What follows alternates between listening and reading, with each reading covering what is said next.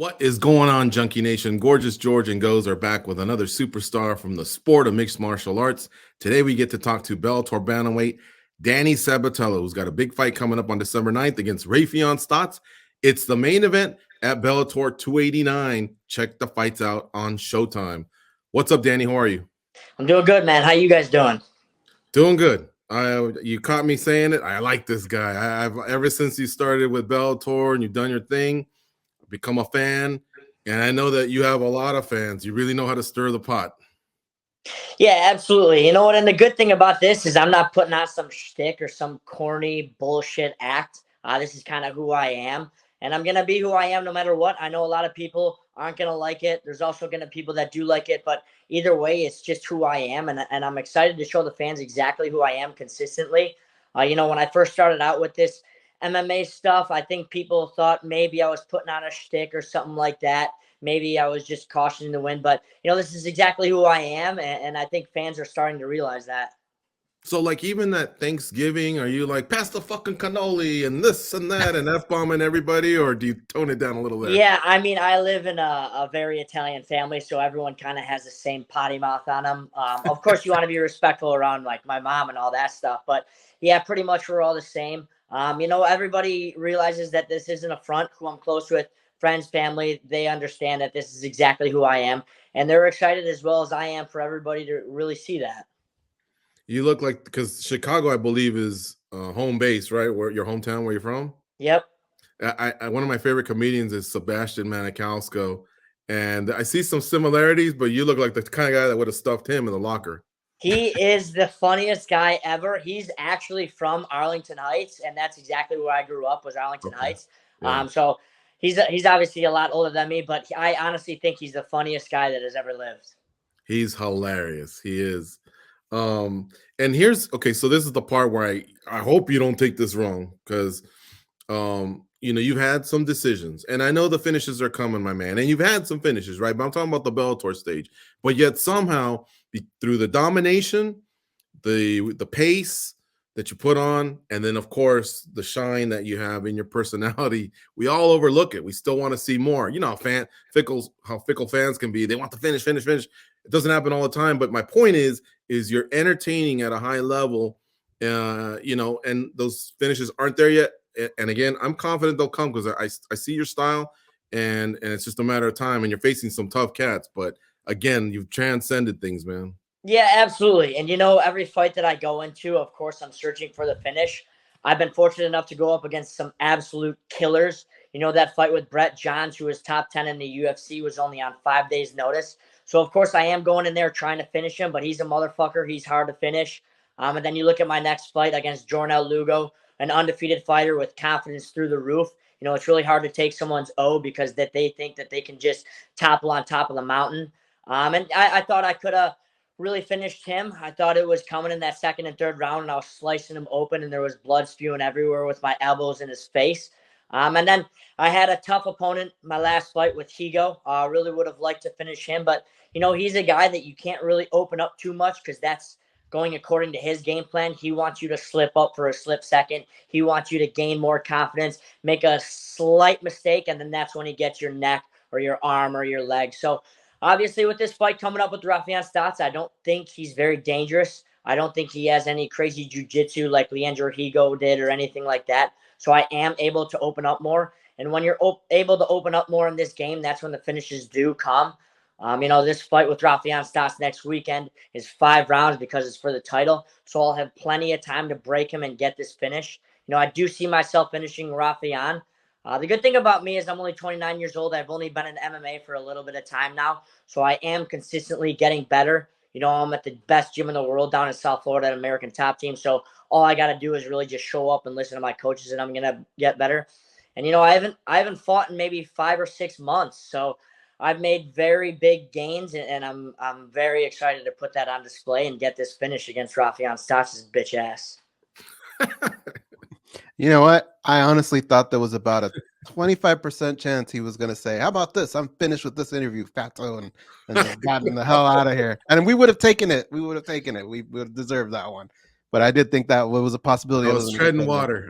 No, I understand. I understand that the fans really want to see finishes, but first things first, you got to be smart. You got to get the W. Obviously, you want to be exciting and chase the finish. I think that my skill set is so much higher than these guys where I should be finishing them. And I do really think that I will get the finish, hopefully in the championship rounds against Raufeon Stots. I don't want this to be a one-round fight or a quick finish. Of course, I would be happy with a quick finish and everything like that. You always have to be happy with wins in this crazy game.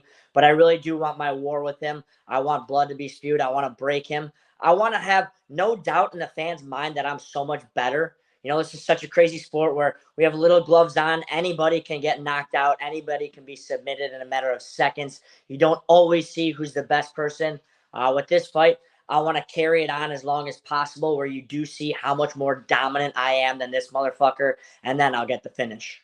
And by the way, I really liked your answers, man, because they kind of like outside the shtick a little bit, where you actually addressed it, professionally, and you actually gave reasons for it. But I do want to be clear on one thing. I think the greatest fighter of all time is Georges St. Pierre, and he had a lot of decisions. So I guess my point had to do more with the fact that your personality and your it factor has made people not even worry about finishes or decisions. So I hope you didn't think that I was in any way saying, where are the finishes? Or none. I'm not. What I'm saying is somehow, man, you've actually managed to become a star, and it hasn't come via the 7-second knee or the highlight slam or whatever. Like, I know that stuff's coming because I've seen your athleticism and your skills, but it's just a good case of other fighters should learn. Be yourself, represent something. I don't know if, whether you want to call it a shtick or whatever, but let it go, because you prize fighters, you have a certain amount of connecting to do. And like you said, you haven't done it in 6 months, right?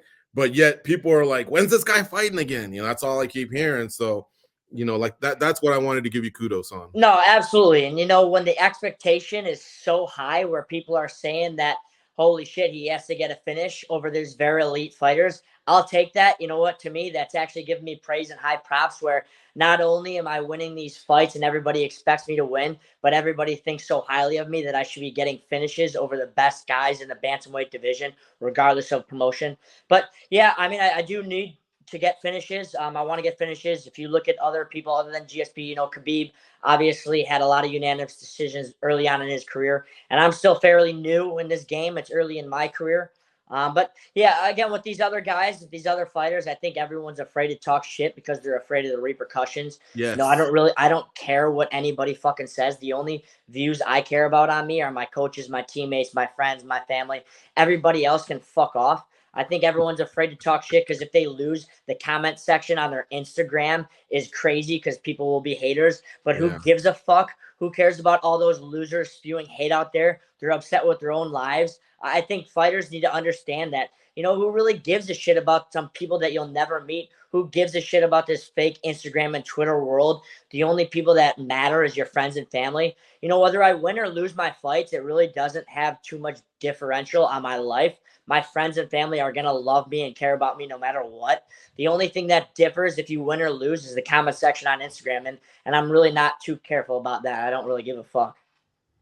Danny, so I want to ask you something. You've been in front of Stots before. You've looked into his eyes, peered into his soul. What is it that you saw? Yeah, I see straight fear on him.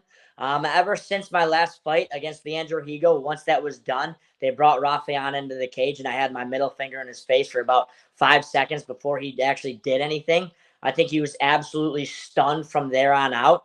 And every time I go with him and I see him face to face and he's right next to me, he always has so much nervous energy. He's always swaying back and forth, shaking his knee. He's trying to convince himself that it's excitement, but I could tell that it's really heavy nerves. He's never been in a fight like this. He's never had this build up to a fight.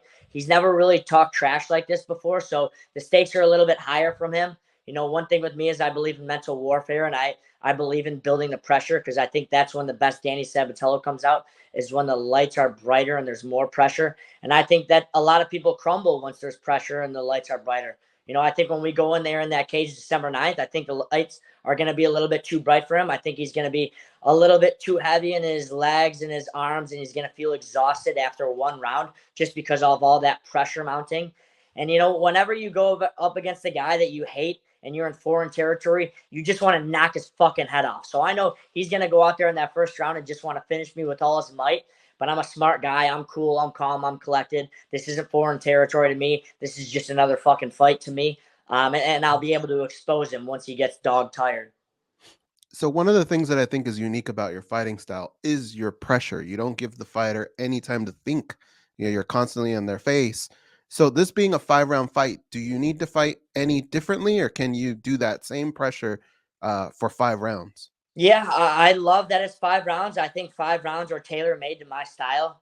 I think my best attribute is actually my conditioning and my pressure. My grappling is obviously another great attribute, and my striking is coming along. But I really think that nobody in the Bellator bantamweight division can keep up with the pressure and sustain it for 5 rounds. No matter what happens on December 9th, if I don't get that first takedown or second takedown, I'm going to be fucking coming for that third and fourth and fifth. And he's never fought somebody that's like a dog on the bone wanting something. I don't really even give a shit if somebody stuffs a couple of my takedowns. It's actually money in the bank because they've had to work hard and got their adrenaline up and their heart rate up to stop the takedown. So it gets them even more tired. So either way, if they stuff the takedown, it's great. They expended a lot of energy. And if they didn't stop the takedown and I'm on top, that's also obviously great. And to go through that for 5 fucking rounds, man, it's a lot. I'm just going to keep on coming. I always put the pressure. I try to have it a high pace. His fights aren't too high pace. And there's no way he's going to be able to stay in that for 5 rounds. He might be able for 1 round or 2 round. It might look a little bit closer in the first couple rounds, but that's all part of my game plan is just continuously go at this motherfucker, hit him in the face as much as I can, apply the pressure, and then just fucking break him. Other side of the bracket, do you even care who shows up? Do you have a preference at all? Nah, I think Patchy Mix and that Magomed guy both suck. I don't think their skill level is very high. I think me and Raufeon are both better than those pipsqueaks. I think my side of the bracket is so much better than the other side. I'm not really looking forward to their fight. I don't really give a shit who wins their fight. If I had to have a prediction or pick who I think is going to win, I would slightly favor Magomed, but I don't think that they're very elite either way. I know Magomed is a little bit tricky sometimes because he throws a lot of spinning attacks, which is crazy because in this game you can be having your lights put out in a matter of second. But if he doesn't get a spinning attack, I don't think he's that good. And then Patchy, he's very good on the back. If he gets that body triangle on you, he's hard to get off. But other than that, I don't think he's too high level. In fact, Patchy Mix against James Gallagher fight is one of the funniest fights of all times. They both look like absolute bums.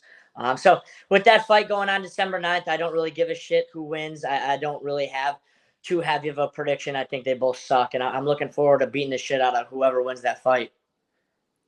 So before we close here, just a couple questions. What has Coker ever told you about Danny Sabatello, your personality? Has he ever told you like just do you, or has he ever told you tone it down? Anything like that? No, he likes my style. Obviously, he likes that I'm winning. One thing that makes this boat row is that not only am I talking trash, but I'm backing it up. There's a lot of guys in MMA that talk trash and actually suck at fighting. And there's a lot of guys that are really good at fighting and don't talk any trash or make it exciting or anything like that. The good thing about me is I'm the best of both worlds. Obviously, he sees a dollar sign in front of my value. And I think he just wants me to continue being me, don't be anybody that I'm not. Don't do anything fake because the fans can sometimes realize if shit's fake. And again, that's also why I do think this is working is because people have realized this is actually who I am. Scott Coker is a great boss to work under. I love the guy. And I always say, Bellator is the best promotion out there. I hope I have my whole career in Bellator. I can do a lot of things, but I can't tell the future. But if it were up to me, I would fight in Bellator my entire career and fight under Scott Coker. He's the man. He likes Danny Sabatello a lot. Obviously, they're pushing me. They see the value in me. They see the excitement. And I'm looking forward to not only becoming the champion of this division, but pushing Bellator bigger and brighter. Is the winner of this Grand Prix, and I know eventually somebody's got to go through Sergio Pettis, so the eventual winner and then whoever can culminate the whole thing by beating Pettis, should they strongly be regarded the number one bantamweight in the world, in your opinion?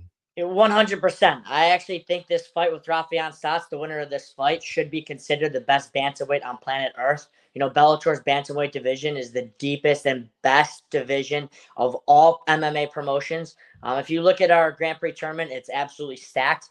And not only that, but you have guys like Brett Johns and Darian Caldwell who aren't even in the Grand Prix tournament. So I think our top 8 is just the best there is out there. I think a lot of fans understand that the Bellator bantamweight division is one of the most exciting divisions there are, and obviously the best in all of the promotions. So I am very much looking forward to not only getting the belt wrapped around my waist December 9th, but also being regarded as the best bantamweight on the planet.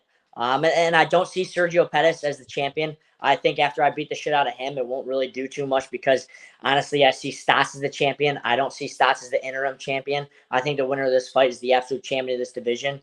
Sergio Pettis is a pussy little bitch in my book. He couldn't even make it through the tournament. And if you just look at his skill set, there's no way you can tell me that he is on par with me or Raufeon Stots. So as far as I'm concerned, the belt will be handed on December 9th. I love it.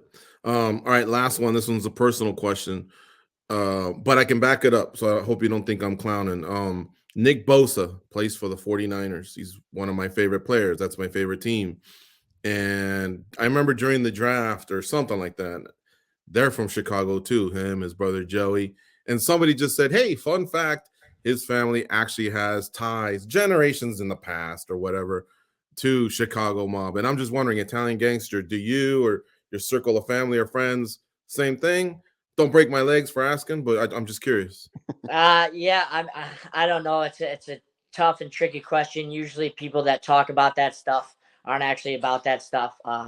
Yeah, I don't really know. Yeah, no comment. No comment. All right, got it. I got it, Danny. No worries. We'll back off. Hey, listen, great to meet you. And I wish you the best with the rest of your camp. Safe weight cut, safe travels to Connecticut. I love Grand Prix. This is historic. I was telling Patchy Mix this. Don't ever put that to the side because these Grand Prix are historical. Shogun, who has won one? Vanderlei Silva, Dan Henderson, even the old tournaments that happened in the early days of the UFC, they mean something, man. So appreciate your Grand Prix run, the belt, everything that comes with it. Of course, the bag with $1 million in it. So anyway, thanks for the time here on MMA Junkie Radio, and we'll talk to you soon. Yep, absolutely. Thank you, guys.